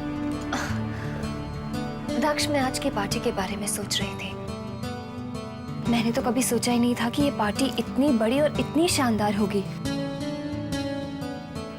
और सबसे ज्यादा सरप्राइज तो मैं तब हुई जब धनंजय भैया ने सबके सामने मुझे सिंघानिया ग्रुप का चेयरमैन इंट्रोड्यूस किया। मेरी तो समझ में नहीं आ रहा था कि मैं कैसे रिएक्ट करूं। और सच कहूं तो मुझे सोच सोचकर बहुत घबराहट हो रही है कि इतनी बड़ी रिस्पॉन्सिबिलिटी मैं संभालूंगी कैसे। अनु, इतना सोच सोच कर अपने दिमाग को परेशान मत करो। धनंजय भैया है ना, वो सब कुछ संभाल लेंगे। So you just chill and relax. For example मुझे ही देख लो, कहने को तो मैं दुनिया की नजर में सिंघानिया ग्रुप ऑफ कंपनीज का एमडी हूं, लेकिन आज तक मैंने एमडी का एक भी फर्ज नहीं निभाया। भैया ही सब संभालते रहे काम। दक्ष, आप मेरे साथ मजाक कर रहे हैं ना? अरे नहीं बाबा, मैं सच कह रहा हूं। क्या दक्ष, इसका मतलब आज जो इतना बड़ा टेक ओवर हुआ उसमें आपका कोई इन्वॉल्वमेंट नहीं था? फ्रैंकली स्पीकिंग अनु, हाँ, इसमें मेरा कोई इन्वॉल्वमेंट नहीं था। All credit goes to me. यूं समझ लो जैसे कहते हैं ना कि भगवान की मर्जी के बिना डाल से एक पत्ता भी नहीं हिलता, वैसे ही भैया के बिना सिंघानिया ग्रुप ऑफ कंपनीज में एक पत्ता भी नहीं हिलता। सारे डिसीजन सिर्फ और सिर्फ भैया के ही होते हैं। अनु, सच कहूं तो भैया की हिम्मत की दाद देनी पड़ेगी। अरे इतने बोरिंग बिजनेस मीटिंग्स पता नहीं किस तरह से हैंडल कर लेते हैं। दक्ष, आपको नहीं लगता कि इस मामले में आप थोड़े से सेल्फिश हैं? I mean, भैया जब इतनी मेहनत कर सकते हैं तो फिर क्या आपका फर्ज नहीं बनता कि ज्यादा ना सही पर थोड़ी सी मदद उनकी आप भी करें? ओफो अनु, अब फिर से ये सब मत शुरू करो, ओके? ये मत भूलो कि हम अच्छे दोस्त हैं, और सिर्फ दोस्त। और एक अच्छा दोस्त वही होता है जो अपने दोस्त के पसंद और नापसंद का ख्याल रखता है। This is a basic rule of friendship.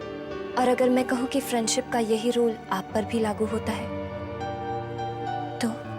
तो मैं यही कहूंगा कि तुम मेरी बीवी बनने की कोशिश कर रही हो, और एक बीवी कभी एक अच्छी दोस्त नहीं बन सकती। So just leave this topic, Anu. Take a chill pill and relax, okay?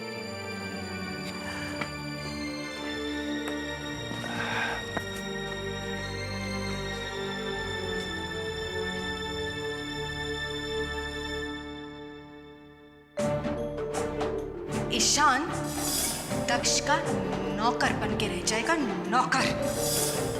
बेटा, समझदार इंसान वही होता है जो रिश्तों को बनाए रखे। और अगर तू चाहती है कि तेरे और अनुपमा के रिश्ते में कोई फर्क ना आए, तो बेटा समझदारी इसी में है कि तू अपने पति को समझाए ईशान को कि ये नौकरी छोड़ दे, अभी क्या भी छोड़ दे। दक्ष का नौकर बन के रह जाएगा, नौकर। समझाए ईशान को कि ये नौकरी छोड़ दे। लगता है हमारी प्रिंसेस को हमें छोड़कर इस आईने से प्यार हो गया। क्या बात है मैडम, आपने चेंज नहीं किया है? सोना नहीं है क्या? ईशान, आप चलिए, मैं थोड़ी देर में आती हूँ। तुम अच्छी तरह जानती हो कि तुम्हारे बिना मुझे नींद नहीं आएगी। अब देखो, मैं एक नौकरी पेशा आदमी हूँ, सुबह 10 बजे मुझे ऑफिस में रिपोर्ट करना पड़ता है, इसलिए प्लीज इस बंदे पर रहम कीजिए और उठ जाइए। चलिए। Ishan, please.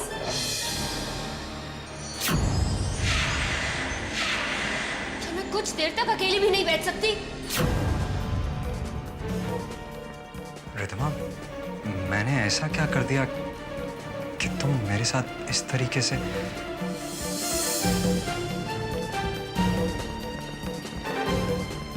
I'm sorry Ishan, वो एक्चुअली सुबह से दिमाग में एक उलझन घूम रही है, इसीलिए आपसे भी इस तरह बात कर ली। बट बिलीव मी, मेरा आपको हर्ट करने का कोई इरादा नहीं था। लेकिन क्या तुम अपनी उलझन मेरे साथ शेयर नहीं करोगी? एक्चुअली ईशान, आप बहुत टैलेंटेड है, बहुत केपेबल है। आप जहाँ चाहे वहाँ नौकरी कर सकते हैं, है ना? हाँ, लेकिन दूसरी नौकरी करने की जरूरत ही क्या है? और अचानक से ये बात तुम्हारे मन में कैसे आ गई? बात क्या है रिद्धिमा? वो एक्चुअली ईशान, आज पार्टी में मैंने जो देखा, जो महसूस किया, उसके बाद मुझे लगता है कि अगर प्रोफेशनल लाइफ और पर्सनल रिलेशनशिप्स अलग हो तभी रिश्तों में मिठास बनी रहती है, नहीं तो। लेकिन रिद्धिमा, मैं कभी ऐसी सिचुएशन ही पैदा नहीं होने दूंगा कि मेरी प्रोफेशनल लाइफ का असर तुम दोनों बहनों के रिश्ते पर पड़े।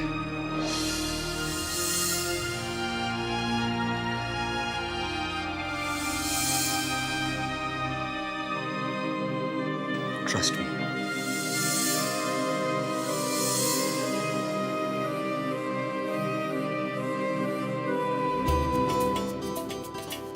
It's the time to disco. कौन मिले देखो किसको।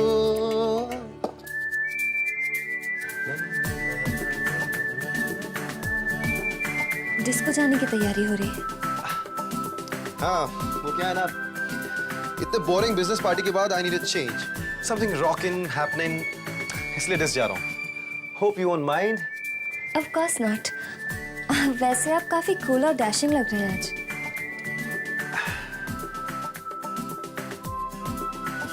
क्या मतलब है तुम्हारा कि मैं रोज कूल और डैशिंग नहीं लगता? अब नहीं दक्ष, मेरा वो मतलब नहीं। No, I was just joking.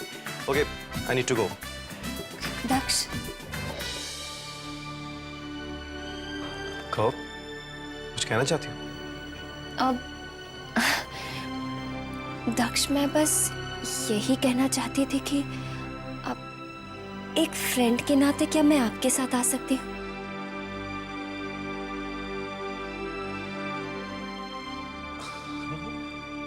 तुम्हारा मतलब है तुम और डिस्को, और वो भी मेरे साथ? Are you serious?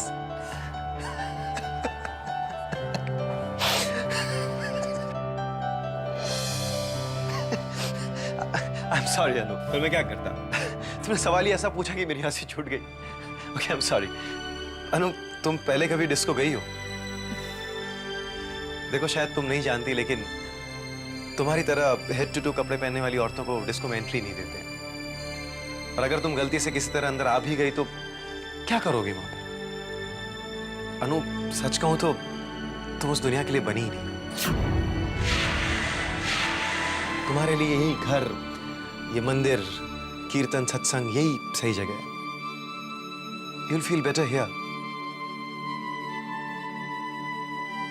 Okay, Anu, I'm getting late. I should leave now. Okay, bye. सो जाना प्लीज।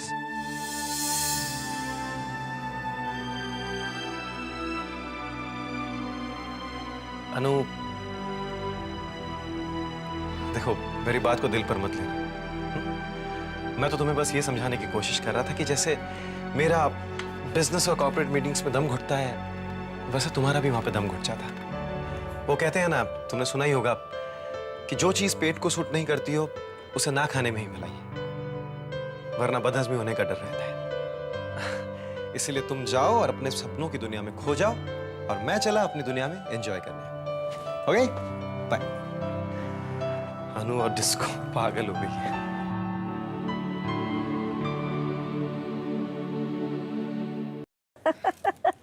भाई वैसे राम झूठ ना बुलाए हैं दामाद जी ना माया पुत्र है। दक्ष ने कितनी शानदार फंटाबुलस पार्टी दी है। ओए लोगों को हेलो हेलो कहते कहते ओए वो मेरा तो गला ही सूख गया, और हाथ मिलाते मिलाते हाय वो मेरा तो हाथ ही दुखने लग गया। ओए क्या हुआ तुझे? वो मुंह क्यों लटका के बैठी हुई है? हाँ माया, मैं भी कब से देख रहा हूँ कि आज के दिन जो तुम्हारे चेहरे पर खुशी होनी चाहिए वो नहीं है। आखिर बात क्या है? क्या सोच रही हो? ऐसे कुछ सोच रही हूँ मैं कि हमारे दोनों दामादों के स्टेटस में कितना फर्क है। एक कंपनी का सीईओ है और दूसरा उसी कंपनी में एक मामूली सा कर्मचारी है। मुझे पता नहीं क्यों इस बात का डर लग रहा है कि कहीं उन दोनों के स्टेटस की वजह से हमारी दोनों बेटियों के बीच दरार न पड़ जाए। ये तुम क्या बात कर रही हो माया? हमारी दोनों बेटियां समझदार हैं, रिश्तों को निभाना जानते हैं, और मैं पूरे यकीन के साथ कह सकता हूं कि स्टेटस इशू उन दोनों के प्यार के बीच में कभी नहीं आ सकता। आज तुमने मेरे सामने ये बात कर दी, लेकिन ये बात हमारी बेटियों के सामने कभी मत करना माया। ना वैसे माया पुत्र दामाद जी बिल्कुल ठीक कह रहे हैं। ना वैसे दामाद जी, वैसे माया पुत्र भी बिल्कुल ठीक ही कह रही है। अगर 1% भी दोनों दामादों के बीच में दफ्तर में कोई ऊंच नीच हो गई तो फिर रिश्तों में तो फर्क पड़ ही सकता है। मैं जानती हूँ हमारी दोनों बेटियां बहुत समझदार हैं, मगर अगर बॉस होने के नाते दक्ष ने ईशान से कुछ कह दिया तो आप समझ रहे हैं ना, उन दोनों के रिश्ते के बीच बहुत कड़वाहट पैदा हो जाएगी। और मुझे डर है कि वही कड़वाहट हमारी दोनों बेटियों के रिश्ते के बीच में दरार ना पैदा कर दे। अगर हम चाहें ना तो ऐसा होने से रोक सकते हैं। क्यों ना आप ईशान को अपने साथ अपने बिजनेस में शामिल कर लें? आपको सहारा भी मिल जाएगा और हमारी दोनों बेटियों का प्यार यूं ही बना रहेगा। तुम जानती हो ना वो कितना खुददार लड़का है। जब उसने हमारे साथ, हम सबके साथ एक ही घर में रहना ठीक नहीं समझा, तो फिर वो हमारी कंपनी में काम करने के लिए कैसे एक्सेप्ट कर लेगा?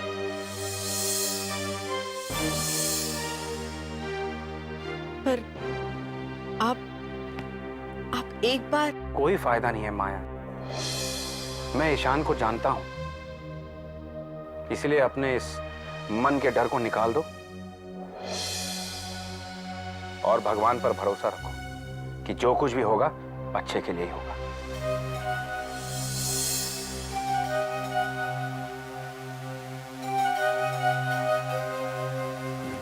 ओ माया पुत्र, ओ ये क्या हो रहा है भाई? दामाद जी ने तो तेरी बात को सुन के अनसुना ही कर दिया।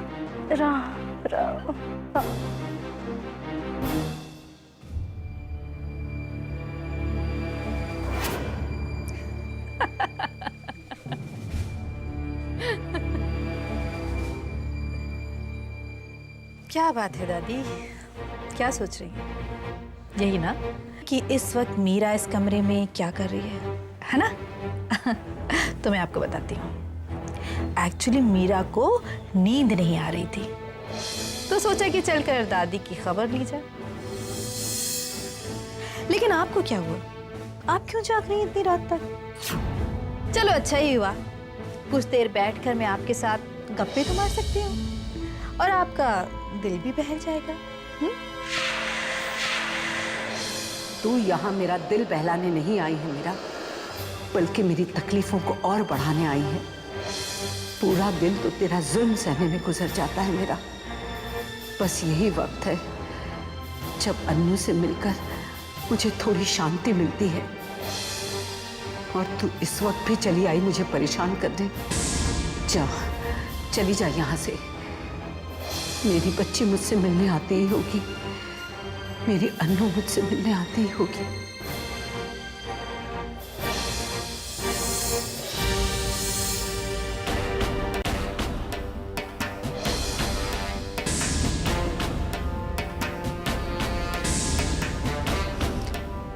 क्या बात है दादी, ये बार बार घड़ी क्यों देख रही हैं? कोई आने वाला है? किसी मेहमान का इंतजार है क्या? और दादी, आपसे मिलने आखिर कौन आ सकता है इस कमरे में? मेरे और धनंजय के लिए? नहीं नहीं नहीं, हमारे लिए आप इतनी बेचैन नहीं।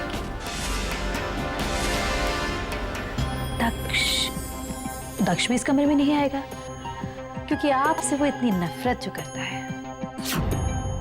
फिर कौन आ सकता है?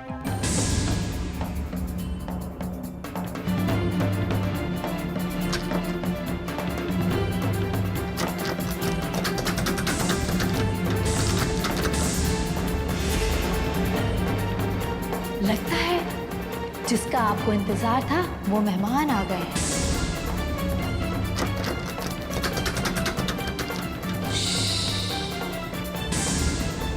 ताला खोलने की कोशिश कर रहा है, लेकिन आप घबराइए नहीं, मैं हूं ना आपके पास। और मीरा की इजाजत के बगैर यहाँ कमरे में कोई नहीं आ सकता। क्यों? यकीन नहीं हो रहा? कोई बात नहीं, मैं यकीन दिलाती हूँ। ये देख बुढ़िया, ये रही उस लॉक की ओरिजिनल चाबी।